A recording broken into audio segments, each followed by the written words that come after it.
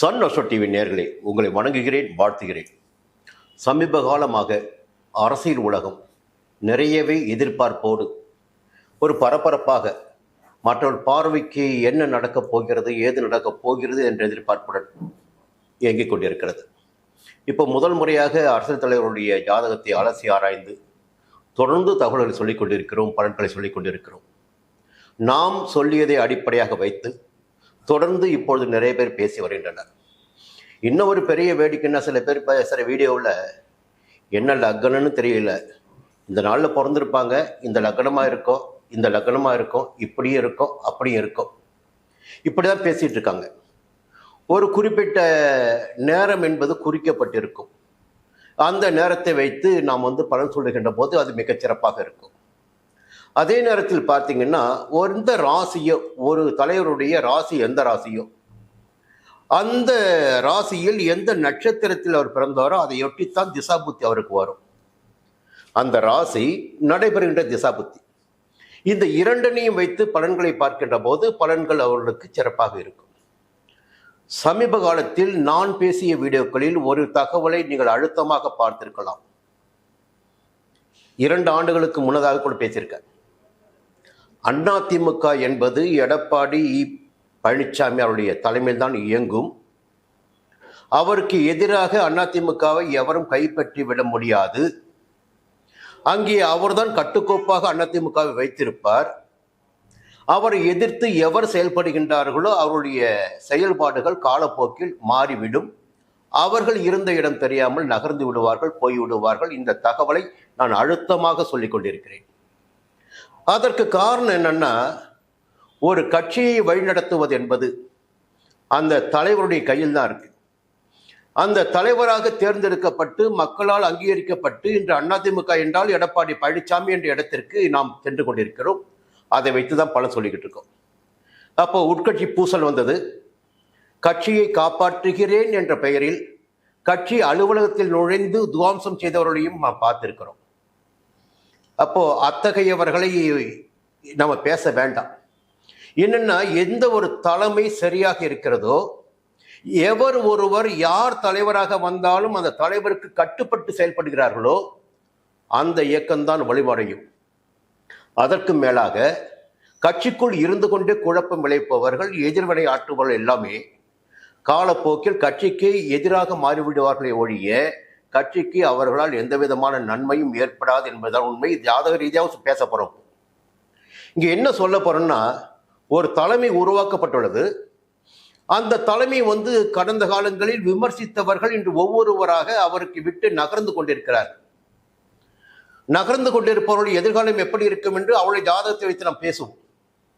அதே நேரத்தில் இவருடைய எதிர்காலம் எப்படி இருக்கும் என்பதை நாம் பேசியாகணும். அதிமுக தலைவர் எடப்பாடியாருடைய எதிர்காலம் எப்படி இருக்கும்? சமீப காலத்தில் நடவடிக்கைகள் பார்த்தீங்கன்னா பரபரப்பா போய்கிட்டு இருக்கு. டிடிபி ஒரு பக்கம் போயிட்டு இருக்காரு, ஓபிஎஸ் ஒரு பக்கம் போயிட்டு இருக்காரு, செங்கோட்டையன் ஒரு பக்கம் பேச ஆரம்பிச்சிருக்காரு. ஆனால் இதில் பேசாமல் இருக்கின்ற ஒரு அம்மா சசிகலா அம்மா அவர்கள் மட்டும்தான். அவர் நினைத்திருந்தால் எப்பொழுதோ ஒரு தனி கட்சி ஆரம்பித்திருக்கலாம், எதிராக கொடி பிடித்திருக்கலாம், எல்லா வேலையும் அவரும் செய்திருக்கலாம். நான் கேள்விப்பட்ட வரையில் என்னுடைய காதுக்கு வந்த தகவல், நெருக்கமான தகவல், அதிமுகவை உடைப்பது என்னுடைய நோக்கம் அல்ல, அதிமுகவை ஒன்றாக்குவதுதான் என்னுடைய நோக்கம். நான் ஒரு கட்சியை ஆரம்பித்தால் அது 4, 5வது கட்சியாக இருக்குமே ஒழிய அதிமுகவாக இருக்காது. அதனால் கடைசி காலம் வரையில் அதிமுகவை ஒன்றிணைக்க என்னென்ன வழிகள் இருக்கிறதோ அந்த வழியைத்தான் மேற்கொள்ளினே ஒழிய நிச்சயமாக அதிமுகவிற்கு நான் துரோகம் செய்ய மாட்டேன் என்ற உறுதியோடு சசிகலா அவர்கள் இருக்கின்றார்கள். இதை தப்பு சொல்ல முடியாது. சமீப காலத்தில் பார்த்தீங்கன்னா, கழகத்தின் பொதுச் செயலாளர் எடப்பாடி அவர்களுக்கு சசிகலா அவருடைய ஆதரவு நெருக்கமாக வந்து கொண்டிருக்கிறது. அதுவும் எனக்கு தகவல் வந்து கொண்டிருக்கிறது. இதற்கு மேலாக நம்ம ஜாதகத்தை பார்க்கணும். நான் அப்போதே ஒன்று சொன்னேன், ஓபிஎஸ் அவர்களால் எடப்பாடியை எதிர்த்து அரசியல் செய்ய முடியாது, அவர் அரசியலில் வீணாகி விடுவார் என்று தெளிவாக குறிப்பிட்டிருந்தேன். அதன் பிறகு அவருக்கு இயற்கையாகவே கிரகம் செய்த வேலைகளோ இல்லை காலச்சூழல்களோ அவருடைய போக்கை திசை மாற்றி விட்டது. அதிமுக அலுவலகத்திற்கு உள்ளாகவே ஆட்களை வைத்து அவர் கலாட்டா செய்து தன்னுடைய மதிப்பை கொஞ்சம் குறைத்து கொண்டார். அதை எந்த ஒரு அதிமுக தொண்டனும் ஏற்றுக்கொள்ளவில்லை. அதே போல் நான் கோட்டையில் பார்த்த வரையில் பார்த்தீங்கன்னா, இவர் ஜூனியர் என்ற ஒரு எண்ணம், ஒரு மனப்பான்மை, இவரை மதிக்காமல் செயல்பட்ட மூத்த அமைச்சர்களையும் நான் கடந்த ஆட்சி காலத்தில் பார்த்திருக்கிறேன்.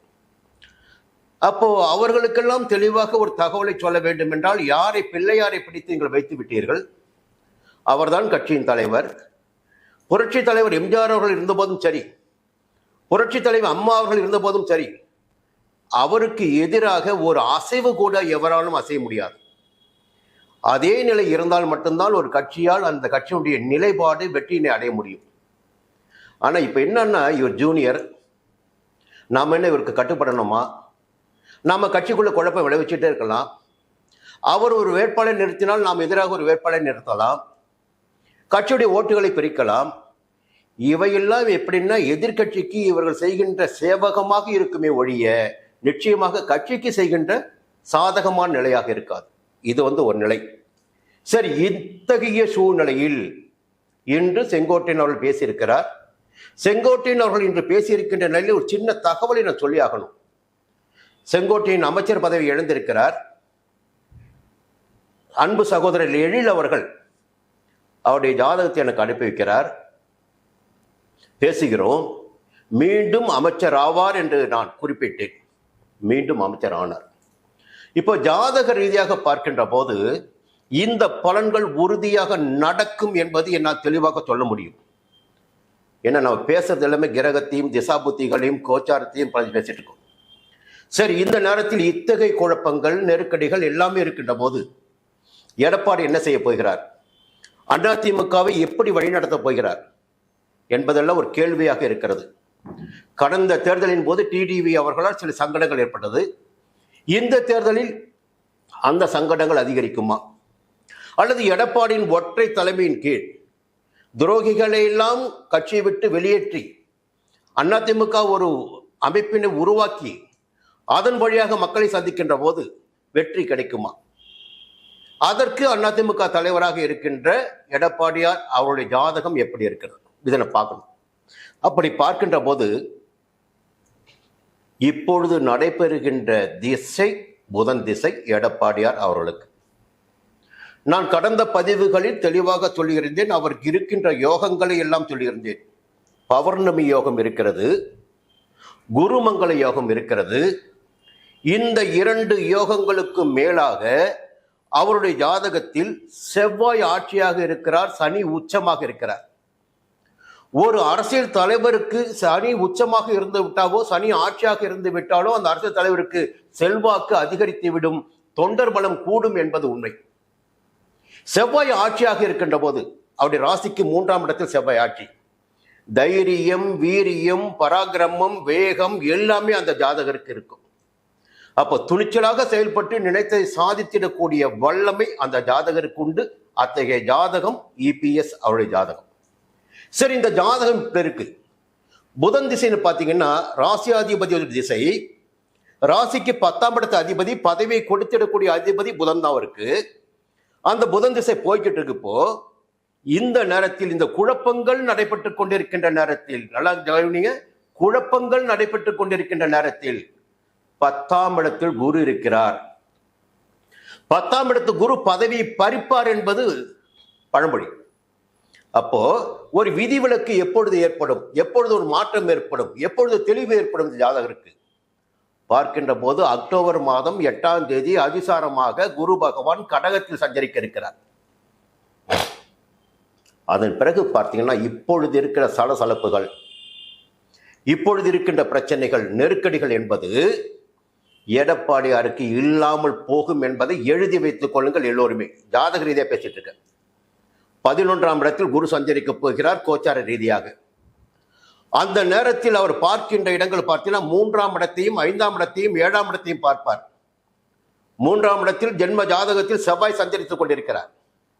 இப்போது 3ஆம் இடத்தை பார்க்கின்ற போது வேகமாக செயல்படக்கூடிய, தைரியமாக செயல்படக்கூடிய, துணிச்சலாக செயல்படக்கூடிய, தன்னன் தனியே நின்று வெற்றி பெறக்கூடிய ஒரு பாக்கியம், வலிமை எல்லாம் அந்த ஜாதகருக்கு ஏற்படும். 5ஆம் இடம் பூர்வ புண்ணியஸ்தானம், 7ஆம் இடம் கூட்டணிகள் கூட்டணி கூட்டணின்னு பேசிட்டு இருக்காங்க பாருங்க. அந்த கூட்டணி கூட ஒரு புதிய கூட்டணி. 7ஆம் இடத்தை குரு பார்க்கிறார். யாருக்கு? எடப்பாடியாருக்கு. அக்டோபர் மாதம் 8ஆம் தேதிக்கு பிறகு.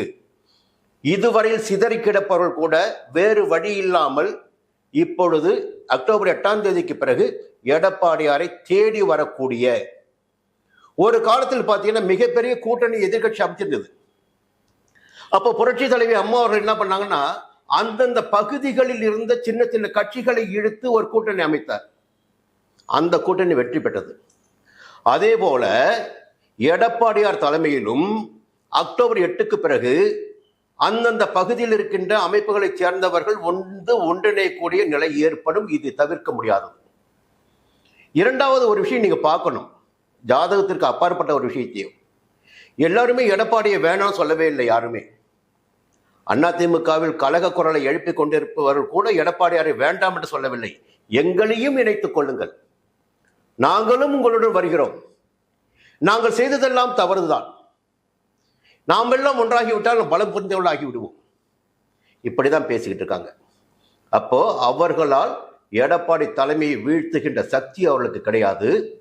இப்பொழுதும் திட்டவட்டமாக சொல்லுகிறேன், எவர் ஒரு தனி அணியை ஆரம்பித்தாலும், எவர் கலக குரலை எழுப்பினாலும் அவர்களுடைய நிலை இப்பொழுது இருக்கின்ற ஓபிஎஸ் அவருடைய நிலைக்கு ஒப்பானதாக தான் இருக்குமே ஒழிய முன்னேற்றமானதாக நிச்சயமாக இருக்காது.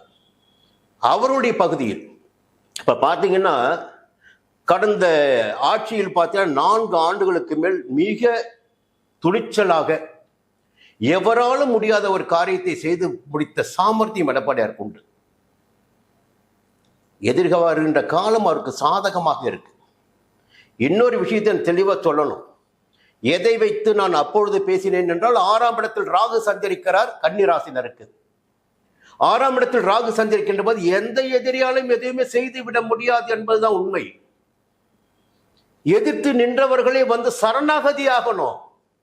எப்படி? எதிர்த்து நின்றவர்கள், எதிர்த்து கொடி பிடித்தவர்கள், போட்டி கடை நடத்தியவர்கள் எல்லாம் வந்து சரணாகதி ஆகணும். அதையெல்லாம் தெரிந்துதான் எடப்பாடியார் அவர்கள் துணிச்சலாக தனது பயணத்தை மேற்கொண்டிருக்கிறார். இதுதான் உண்மை. அவருக்கும் ஜாதகம் தெரியும், ஜாதகம் கேட்டிருப்பார், பலன்களை கேட்டிருப்பார். இந்த பலன்கள் கிடைக்கும் என்ற நம்பிக்கை அவருக்கு இருக்கிறது. எவராக இருந்தாலும் நமக்கு பின்னால் திரளாக வருவார்கள், காலப்போக்கில் இணைந்திடுவார்கள் என்ற நம்பிக்கை அவருக்கு இருக்கு. இப்பொழுது யாருமே அதிமுக தலைமை மீது யாருக்குமே பிடிப்பு இல்லை. தலைவர் பதவி எனக்கு வேணும்னு யாரும் கேட்கல.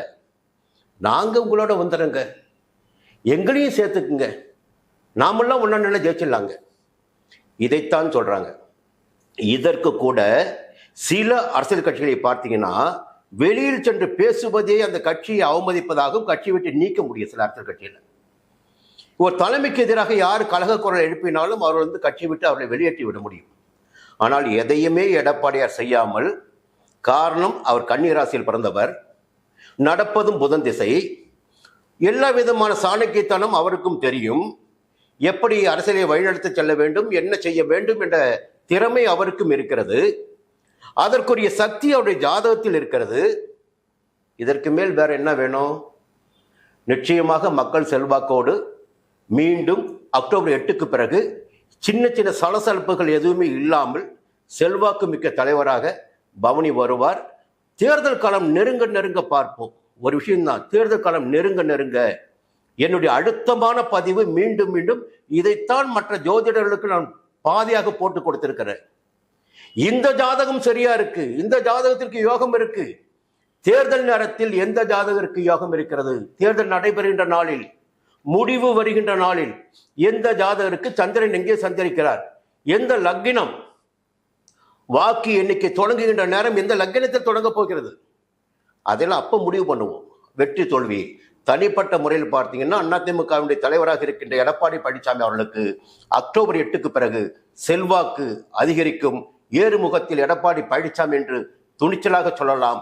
அவருடைய சக்தியை வெளிப்படுத்துகின்ற காலமாக அக்டோபர் 8க்கு பிறகு இருக்கும் என்பதை தெளிவாக சொல்லி மீண்டும் அடுத்த பதிவுகளை சந்திக்கிறேன் சொல்லி விடைபெறுகிறேன். நன்றி, வணக்கம்.